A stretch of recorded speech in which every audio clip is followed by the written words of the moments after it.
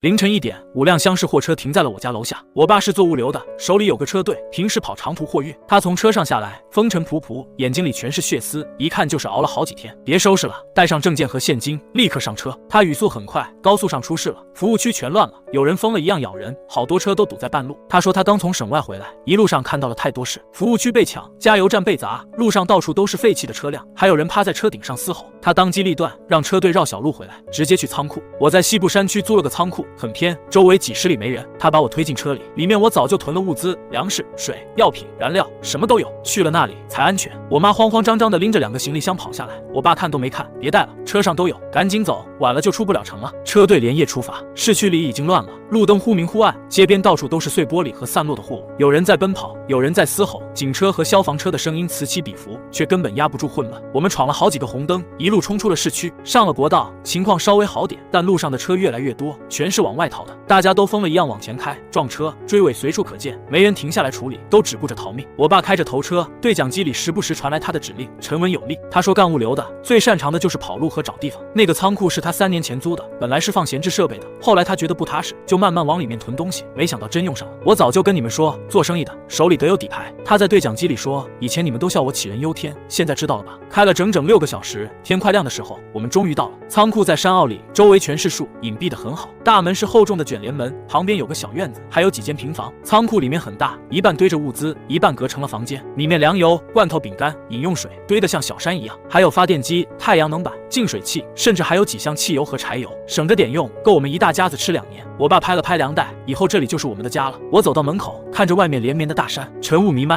寂静无声。我不知道这场灾难什么时候会结束，也不知道外面还有多少人活着，但我知道，只要我们一家人在一起，就没有熬不过去的坎。距离我们连夜逃出城，扎进这片西部山区，已经过去了整整7天。刚到那天的慌乱和疲惫还没完全散去，5辆厢式货车并排停在院子里，车身上的泥点、划痕和零星的血渍，还记录着一路的凶险。爸没带太多人，只留下了车队里最信得过的2个老伙计，王叔和小周。王叔跟了爸12年，是车队的老班长，跑遍了大江南北，修车、认路、野外生存样样精通。小周是去年刚招的小伙子，20出头，脑子活，跑得快，就是性子有点毛躁。剩下的司机在进城前就被爸打发走了，各回各家，各找各的亲人，只留下这5辆装满物资的车，跟着我们进了山。这7天里，没人敢闲着。爸把偌大的仓库画得明明白白，靠南的一半用防火板隔出了4间卧室，又搭了简易厨房和洗漱间，提前囤的太阳能灯1节，勉强有了家的样子。中间的核心区码着米面粮油、罐头、饼干和桶装饮用水，堆得比人还高。妈每天雷打不动清点一遍台账，数字记得丝毫不差。靠北的角落是动力区，2台柴油发电机并排而立，旁边落着10几桶密封油料。王叔每天早晚各检查1次线路和油量，连滤芯都擦得干干净净。别趴在那儿忘了，过来吃早饭。妈在身后喊我，声音压得很低，像是怕惊动了什么。我转过身，厨房里飘着玉米粥的香气，就着咸菜和冷馒头，在这种时候已经算得上奢侈。爸坐在桌子旁，手里摊着一张泛黄的山区地图，铅笔在上面勾勾画画，眉头一直没松开。爸，外面今天没动静。我拉开椅子坐下，就是雾太大，摆不开外就看不清东西了。爸头也没抬，指尖点在地图上的山坳位置，没动静才要绷紧弦。山里静，一点声响能传几里地。从今天起，早晚各1次外围巡查，2人1组，带好对讲机，活动范围不许超过2公里。王叔咬了一口馒头，瓮声瓮气的接话：上午我跟小周去，孩子在家歇着。这一路跑下来，他吓得不轻。不行，爸放下铅笔，抬头看向我，眼神很沉。20岁的大小伙子了，不能总躲在大人身后。下午你跟我去周边转，认路，也看看有没有异常。我愣了一下，随即点头。我今年刚上大3，放假在家窝着，以前总笑爸杞人忧天，好好的生意不做，天天往山里仓库运物资，纯属瞎折腾。直到出城那天，我亲眼看到街边有人红着眼睛扑倒路人，张嘴就往脖子上咬，看到翻倒的汽车、散落的货物和没人管的伤员，才懂他那句手里有底牌，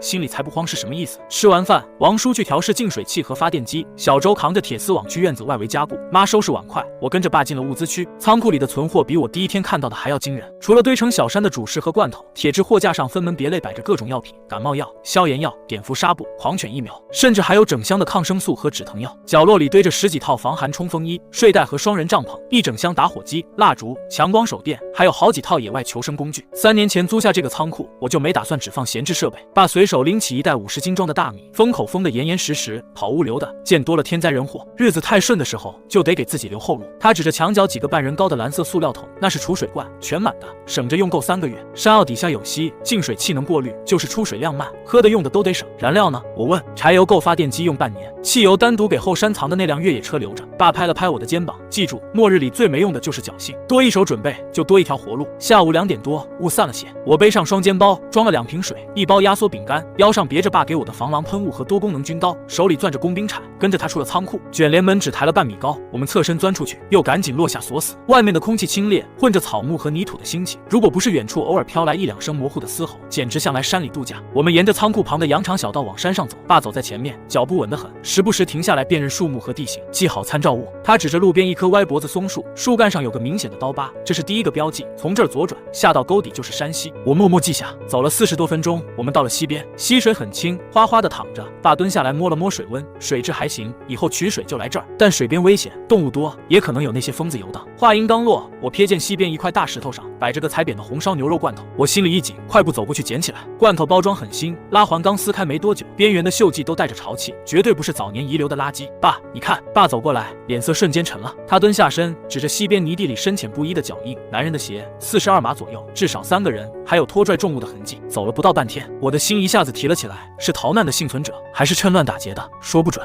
爸站起身，警惕地扫过四周的林子，这片山偏，但不是无人区，有其他逃出来的人正常，怕就怕不是善茬。他没再往前探，转身带着我往回走，脚步比来时快了1倍。回去就把大门后面再加2层货箱，死死顶住，铁丝网通上低压电，晚上双岗，2小时一换。爸一边走一边吩咐，从今天起，所有人不许单独出门，不许大声说话，晚上不许开大灯，手电筒必须蒙布。回到仓库，王叔和小周听说有外人痕迹，都打起了12分精神。王叔给铁丝网接了电瓶，低压电虽电不死人，但一碰就麻，能当预警。小周跟我一起把仓库里的重型货箱挪到大门后，层层叠叠顶住，别说人撞，就算汽车冲，一时半会儿也撞不开。妈把所有窗户都用厚纸板钉死，只留几个巴掌大的瞭望口，连缝隙都用布条塞住了。天黑之后，仓库里只亮了一盏蒙着布的小灯，昏昏暗暗。大家草草吃了晚饭，就各自回屋休息。我和小周守第一班岗，夜越来越深，山风刮得呜呜响，树叶哗哗的晃。我和小周坐在门后的货箱上，有一搭没一搭的聊天。你说这病毒啥时候能过去啊？小周叼着一根干草，闷闷的。我还打算年底回家娶媳妇呢。不知道。我摇摇头，总会过去的吧。话是这么说，可我心里一点底都没有。出城那天的景象像刻在脑子里，翻倒的公交车，碎了一地的玻璃，乱跑的人群，还有那些红着眼睛见人就扑的疯子。收音机早就收不到正经信号了，全是滋滋的杂音，偶尔捕捉到几句断断续续的广播，也只会说居家隔离等待救援，可救援在哪儿，谁也不知道。凌晨2点多，王叔来换岗，我刚要回屋，突然听到山下传来一阵隐约的引擎声，声音很闷，从土路的方向来，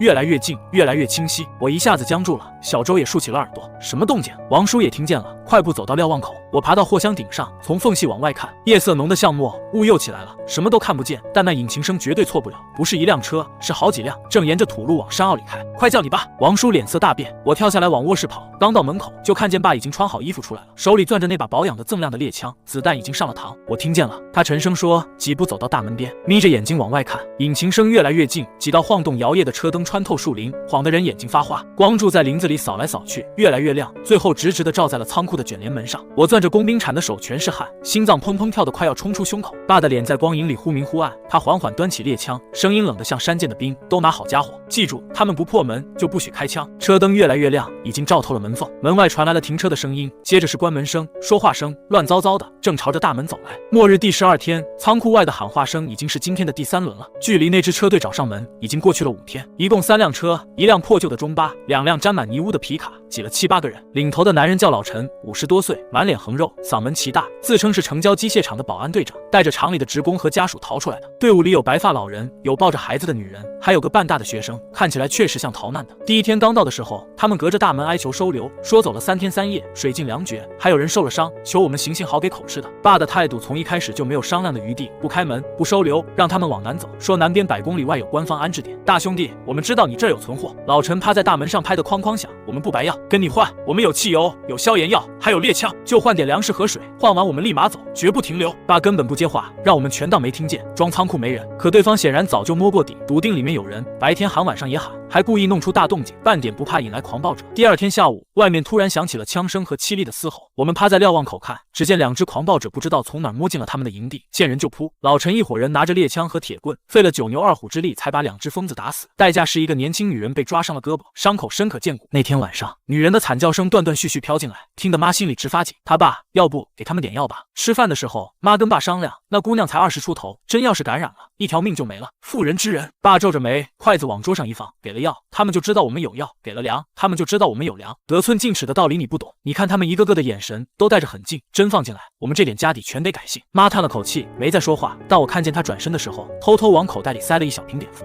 僵持到第5天，也就是今天，老陈终于松了口。大兄弟，我知道你戒备心重。他站在大门外，手里举着个白布包，声音比之前小了不少。我们不进去，就隔着门交易。我给你2桶汽油，2盒头孢，还有50发猎枪弹，换你2袋大米，3箱矿泉水，再加2箱肉罐头。就这点东西，换完我们立刻走，绝不含糊。爸趴在瞭望口观察了半天，回头跟我们商量，汽油消耗比预想的快，消炎药也能备着给王叔治伤。他们人不多，隔着门交易，风险不大。王叔点头，我盯着正门，让小周手侧门，有诈也能反应过来。行，爸拍了板，大门不开，就开侧门那个递货小窗口，一手交钱一手交货，都盯着点。半小时后，交易开始，我站在爸身后，看着侧门的小窗口拉开一条缝。老陈先把汽油桶和药盒递进来，爸翻了翻，确认不是假货，才把大米和水递出去。交易很顺利，老陈拿到东西，果然招呼人装车，看样子真要走。我刚松了口气，眼角余光突然瞥见他们队伍最后面站着个穿黑外套的年轻男人，他胳膊上缠着厚厚的布条，渗着暗红色的血，既不帮忙搬东西，也不说话，就直勾勾地盯着仓库里面看，眼神浑浊，脸色白得像纸。我心里咯噔一下，碰了碰爸的胳膊，爸，你看那个人，他胳膊有伤，脸色太不对劲了。爸看了一眼，脸色瞬间变了，不好，那是被抓伤的，快发作了，关窗，快关！可已经晚了。那个年轻男人突然发出一声低沉的嘶吼，猛地扑上前，一把抓住老陈的肩膀，张嘴就咬了下去。老陈惨叫一声，猛地把他推开，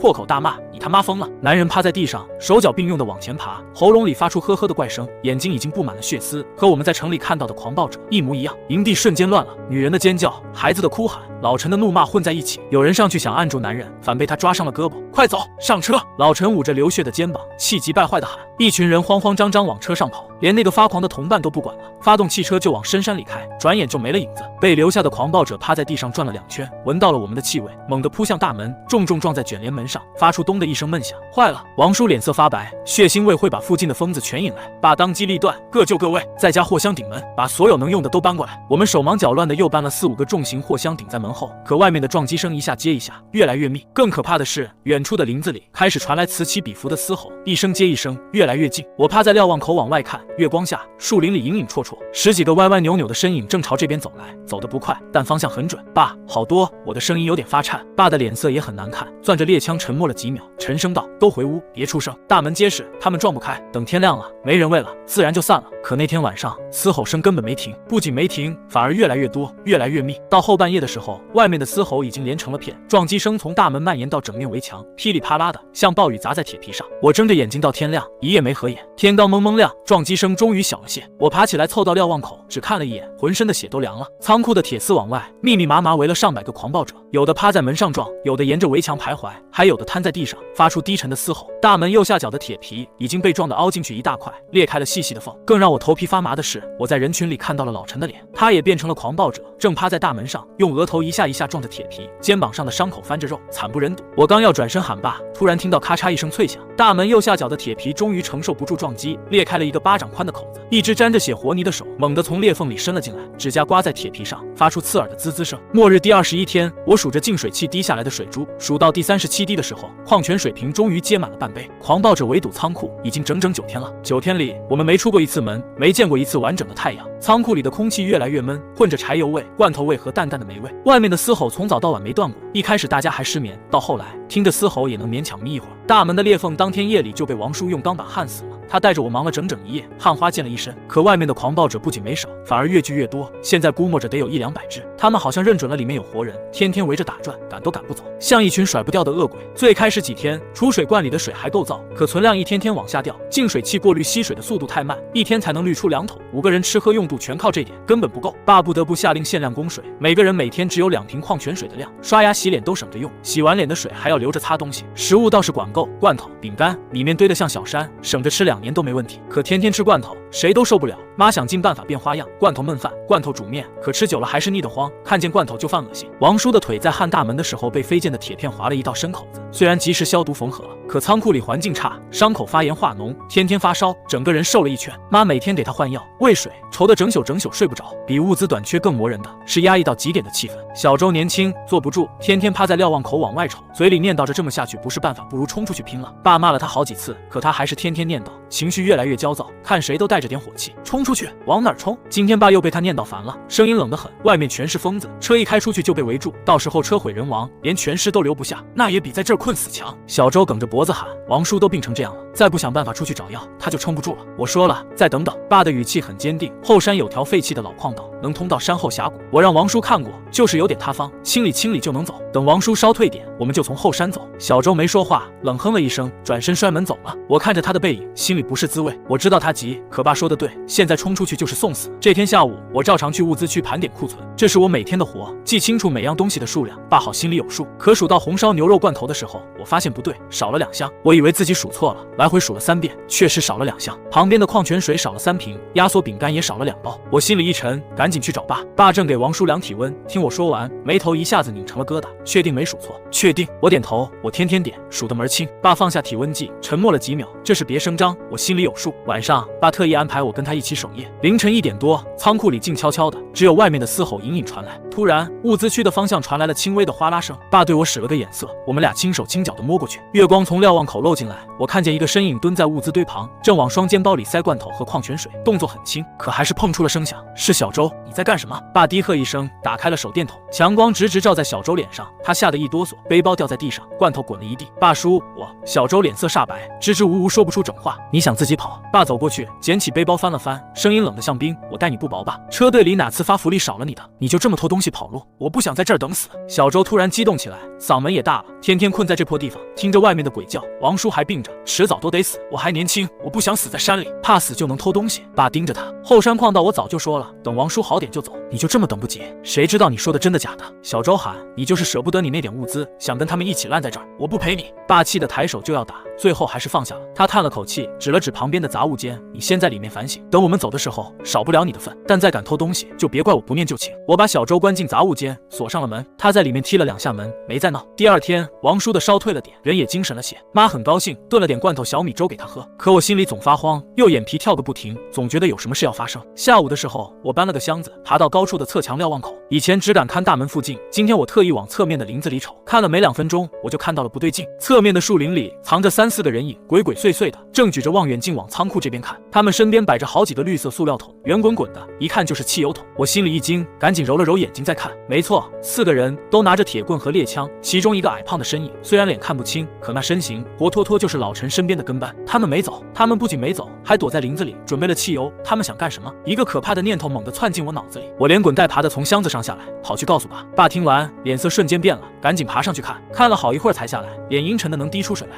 是老陈的人，他沉声说，那天老陈被咬了肩膀，没咬到要害，估计自己割了肉活下来了。他们知道应公公不进来，就想火烧仓库。妈一下子慌了，那怎么办？仓库是水泥的，烧不着吧？主体烧不着，可院子里有木材，有货车轮胎，还有我们堆的纸壳杂物。爸的声音很重，一旦烧起来，浓烟全往仓库里灌，我们都得被呛死。大火还会引来更多狂暴者。他走到地图旁，盯着后山的位置看了很久，不能等了。他猛地抬头，眼神很决绝，今天夜里就走，走矿道，立刻就走。就在这时，外面突然传来哗啦一声脆响，像是玻璃瓶摔碎的声音，紧接着一股刺鼻的汽油味顺着门缝飘了进来。我看向大门的方向，心一下子沉到了谷底，他们动手了。末日第22天，刺鼻的浓烟顺着门缝、窗缝钻进仓库的时候，我正帮王叔穿外套。嗨嗨，妈被呛得直咳嗽，赶紧捂住了口鼻。爸快步跑到瞭望口往外瞥了一眼，回头沉声道：“他们在围墙跟都倒了汽油，已经点着了，火还没烧进来，但烟越来越大，最多半小时，仓库里就待不住人了。那我们快走！”我急得声音都变了。走！爸当机立断，每人一个背包，只装3天的干粮、水和药品，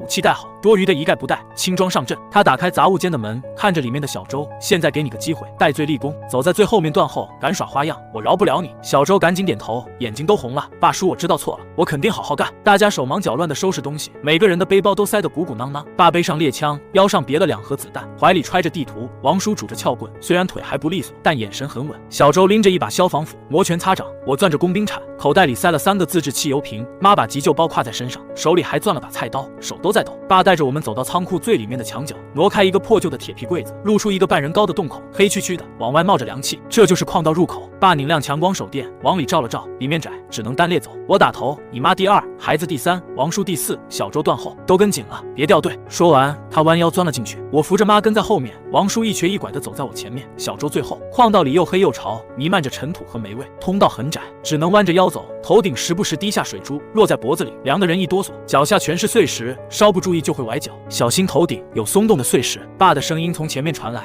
带着回音。我们深一脚浅一脚的往前走，走了10几分钟，通道才稍微宽了点，能直起腰了。还有多久出去？妈小声问，声音有点发颤。快了，再走20分钟。爸说，出口在山后峡谷，我以前藏了辆越野车在那儿，开上车就能甩掉他们。我心里稍微松了口气，只要能出去，开上车就能摆脱这鬼地方。可就在这时，身后传来轰隆一声巨响，紧接着是狂暴者的嘶吼，密密麻麻的，离我们越来越近。不好，大门被撞开了，他们追进来了！小周在后面大喊，声音都破音了。我回头一看，入口方向晃过来好几个影子，嘶吼声震得矿道嗡嗡响，腥臭味顺着风飘过来，令人作呕。快走！爸大喊一声，大家都加快了脚步。王叔腿不好，走得慢，我扶着他，拼命往前挪。嘶吼声越来越近，都能听见爪子抓石壁的声音了。这样不行，他们会追上的。小周喊道：“爸叔，你们先走，我来挡一阵，你别乱来。”爸回头喊，可小周已经停下了脚步。他从背包里掏出2个灌满汽油的瓶子，塞上布条，用打火机点着，转身就朝后面扔了过去。轰！火焰在通道里炸开，瞬间照亮了整个矿道。追在最前面的几只狂暴者被火焰裹住，发出凄厉的惨叫，倒在地上扭作一团。可火势也引燃了矿道里老旧的木质支撑架，头顶开始哗哗往下掉碎石，通道晃了晃。快跑，要他了！小周大喊着，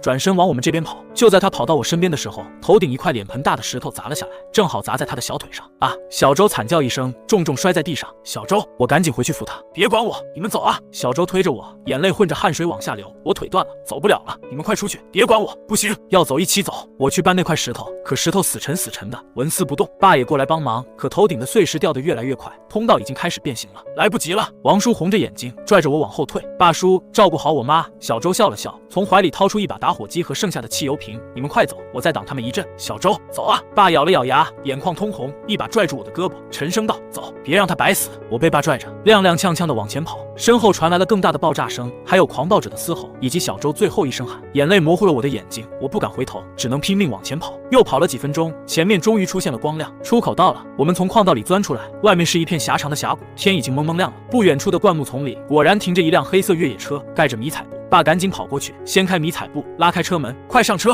我们刚坐好，爸还没拧钥匙，就听到峡谷口传来了汽车引擎声。我抬头一看，3辆车正往这边开，最前面的皮卡上站着个肩膀缠绷带的男人，手里举着猎枪，正是老陈。他居然真的活下来了，姓王的，我就知道你有后手。老陈站在车上哈哈大笑，声音又很优雅，乖乖把物资交出来，我给你们个痛快。爸脸色一沉，拧动车钥匙，挂档，倒车，坐稳了。越野车轰鸣着朝着峡谷另一个出口冲去，老陈他们在后面紧追不舍，时不时开一枪，子弹打在车身上，叮叮作响。峡谷里的路坑坑洼洼，车颠得厉害。王叔捂着伤口，脸色发白，妈紧紧抓着扶手，指节都泛白了。开了10几分钟，终于冲出峡谷，上了一条土路。爸猛打方向盘，朝着西边的戈壁方向开。我们去哪儿？我抹了把脸，声音还有点哑。去戈壁滩的货运站。爸沉声道：“前2年盘下来的，围墙高，有地下室，囤的货比山里仓库还多。那边更偏，人少，疯子也少。”我回头看了一眼，老陈的车还在后面咬着，甩不掉。就在这时，前面的公路上出现了密密麻麻的身影，是狂暴者。一大群狂暴者正慢悠悠地横穿公路，一眼望不到头，黑压压的一片。爸猛地踩下刹车，越野车发出刺耳的摩擦声，停在了离狂暴群几十米的地方。前面是望不到头的狂暴者，后面是紧追不舍的追兵。我们被夹在了中间，进退两难。末日第30天，我坐在临时安置点的帐篷里，看着碗里冒着热气的蔬菜汤，还有点不真实。8天前，在那条戈壁公路上，我们以为死定了，前有狂暴者堵路，后有老陈追兵，车油也快见底了，连爸的脸色都白了。就在老陈的车快要撞上来，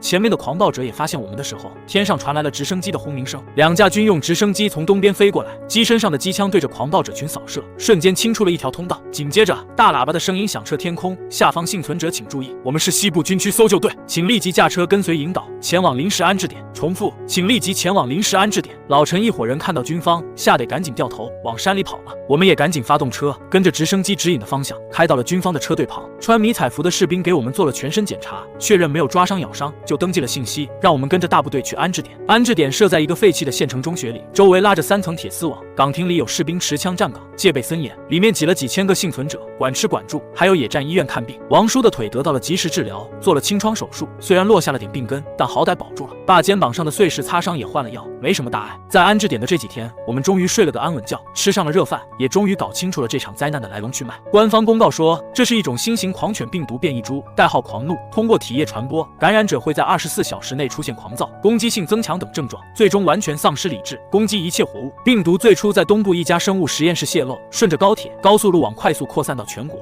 目前军方已经控制住了主要城市的核心区，正在逐步向外清理。疫苗研发也取得了突破性进展，预计2-3个月内就能量产。帐篷里的人都很高兴，天天讨论什么时候能回家，日子终于有了盼头。可爸却一直皱着眉，每天都去公告栏看消息，回来就沉默不语。爸，怎么了？这天晚上，我蹲在他身边问，马上就能回家了，你怎么还不高兴？没那么简单。爸摇了摇头，声音很低，安置点人太多，密度太大，物资全靠外面运，一旦补给断了，比山里还危险，而且天天都有狂暴者冲击围墙。昨天西边就破了个小口，伤了好几个人。官方说要往西部永久安全区转移，可转移队伍半个月后才出发，名额还有限，不一定轮得到我们。那怎么办？我打算自己走。爸看着我，眼神很坚定。戈壁边上的货运站围墙有3米高，全是砖混的，还有地下室，囤的物资够我们吃3年。那边荒无人烟，狂暴者少，比安置点安全。等疫苗真的普及了，我们再出来也不迟。我愣了一下，可王叔的腿还没好利索。妈也没事，路我熟，走国道3天就到。爸拍了拍我的肩膀，还有个事，昨天我认识了省生物研究所的林博士，他手里有疫苗的核心样本和研发数据，要去西部生物基地。他听说我有车跑过这条线，想雇我们送他过去，带他。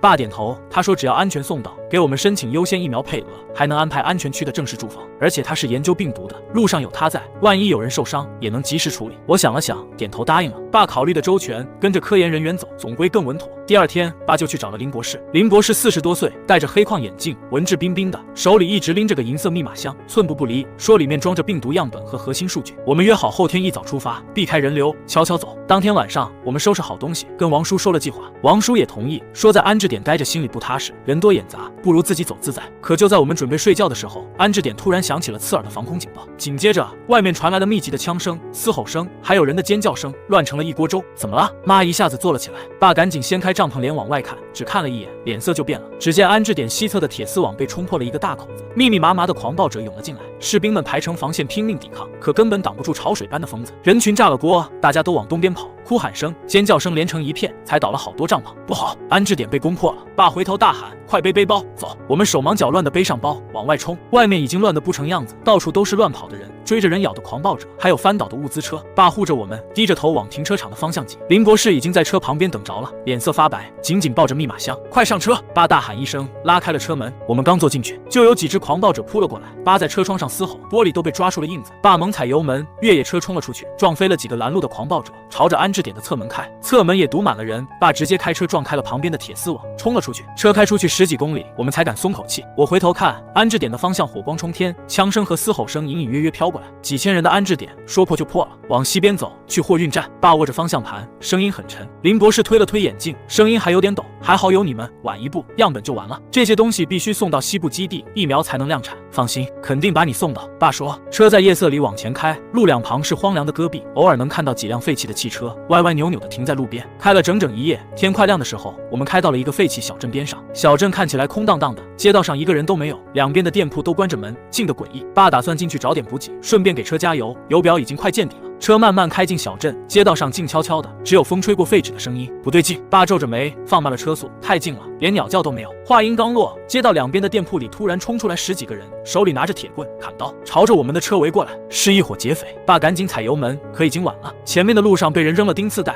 ，2个前胎瞬间就爆了，车晃了晃，猛地停住。劫匪们围了上来，敲打着车窗，喊着下车，把东西交出来。爸把猎枪上了膛，沉声道：“都坐好，别下去。”就在这剑拔弩张的时候，小镇另一头传来了整齐的引擎声。我们抬头看去，只见一队军用越野车开了过来，车上架着重机枪，浩浩荡荡地朝着这边驶来。车身上印着西部军区清剿大队的字样，可奇怪的是，车前面并没有挂军方的专属牌照，是真正的军方队伍，还是别的什么人？末日第100天，我站在西部永久安全区的城墙上，看着远处的夕阳把戈壁染成了金红色。那天在小镇上，我们以为落在了劫匪手里，九死一生，没想到那队军车是官方的边境清剿大队，正好巡逻路过，3下5除2就解决了那伙劫匪，救了我们。带队的军官听说林博士是生物研究所的核心人员，要去西部基地，立刻安排了2辆装甲车护送我们，有军队保驾护航，剩下的路顺畅了很多。一路上我们清理了几处小规模的狂暴者聚集点，还路过了2个小型幸存者村落，接了几个病重的老人一起走。7天后，我们终于抵达了西部永久安全区。安全区建在一片环山的山谷里，围墙是钢筋混凝土的，足足5米高，每隔几十米就有一个岗哨，军队24小时值守。里面有医院、学校、农场、研究所，街道干干净净，人们按部就班的生活，跟外面的末日景象判若2个世界。林博士一到就扎进了研究所，把样本和数据全部移交。他兑现了承诺，给我们申请了第一批疫苗配额，还安排了一套带小院的平房，就在生活区里。区里独门独户，很安稳。王叔在安全区的运输队找了份工作，虽然腿有点跛，但开车技术没得说，专门跑安全区周边的补给线，每个月的工分够一家人吃喝。爸用剩下的物资开了个小杂货铺，卖些干货、日用品和自制的腌菜，生意还不错，天天都有人来串门聊天。妈则在社区食堂帮忙给大家做饭，每天乐呵呵的，脸上的愁容早就散了。我报名参加了安全区的青年志愿者，平时帮忙分发物资，偶尔跟着清剿队去外围清理狂暴者，每天都过得很充实。林博士他们的研发速度比预想的快，不到2个月，第一代狂怒疫苗就正式量产了，开始给安全区所有人免费接种。接种之后，就算被狂暴者抓伤咬伤，也不会被感染。有了疫苗，军方的清剿行动势如破竹，一座座县城、城市被清理出来，一个个临时安置点建立起来，越来越多的幸存者被接到了安全区。灾难好像真的在慢慢过去。今天是末日第100天，也是安全区实现全员疫苗接种的日子。城里举办了简单的庆祝活动，广场上放着广播，大家聚在一起说笑，很多人都哭了。我站在城墙上，看着下面熙熙攘攘的人群，看着远处正在修建的新楼房，心里说不出的感慨。100天前，我还在卧室里熬夜打游戏，以为那只是个普通的周末夜晚。100天后，世界天翻地覆，我经历了逃亡、围困、生死离别，也见过了人性的恶与善。在想什么呢？风大，小心着凉。爸走了过来，递给我一杯热茶水。没想什么，我笑了笑，接过杯子，就是觉得能活着真好。爸也笑了，看着远处的夕阳，目光很深。是啊，活着就好。以前我总说，做生意的手里得有底牌，有备无患。可真经历了这一遭，才明白，最金贵的底牌不是物资，不是房子，是人。他拍了拍我的肩膀，一家人整整齐齐的，比什么都强。我点点头，鼻子有点酸。小周的脸在我脑子里晃了一下，我赶紧抬头看向远方，把眼泪憋了回去。就在这时，城楼下突然爆发出巨大的欢呼声。我低头看去，只见一支车队缓缓开进了安全区，车身上贴着红色的标语：东部光复先遣队。带队的军官站在敞篷车上，拿着大喇叭高声喊：东部3省核心城区已全部清理完毕，回家的路通了。人群瞬间沸腾了，大家欢呼着，拥抱着，很多人喜极而泣，喊着可以回家了。我看着爸，爸也看着我，眼里都带着笑意。回家的路通了，也许再过半年，也许再过1年，我们就能回到老家，回到那个熟悉的小县城，看着街道重新车水马龙，看着路灯一盏盏亮起来，看着楼下的早餐店重新飘出豆浆的香气。这场灾难带走了太多东西，也留下了太多印记。它让我们见过最深的恐惧和丑恶，也让我们见过最韧的勇气和坚守。夕阳慢慢沉进戈壁尽头，天边的晚霞红得像火，晚风拂过脸颊，带着戈壁特有的干燥气息。我知道，明天太阳升起的时候，又是新的一天，而我们的故事还远远没有结束。